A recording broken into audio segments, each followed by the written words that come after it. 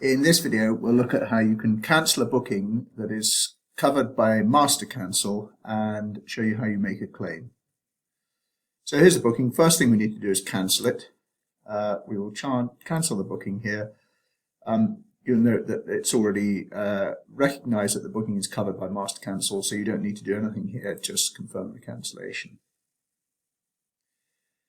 So once you've done that, you can then submit a claim. So you do that by clicking on the Master Cancel wording here, which opens a pop-up, and then there should be a red button here, Submit Master Cancel Claim. So if I click that, this takes me through to the Master Cancel website and the claims form.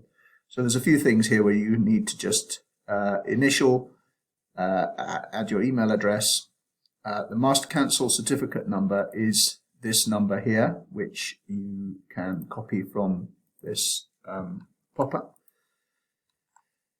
This booking number is like a system booking number that is recognized by both systems. If you leave that alone, it will mean that the two systems can tie together. And then a couple of details. You don't have to give much detail for the reasons for cancellation, but provide some information to be useful. And then once you click submit on this, you will get an email confirming the receipt of your claim, and that will then be processed in the week of the original departure date of the booking.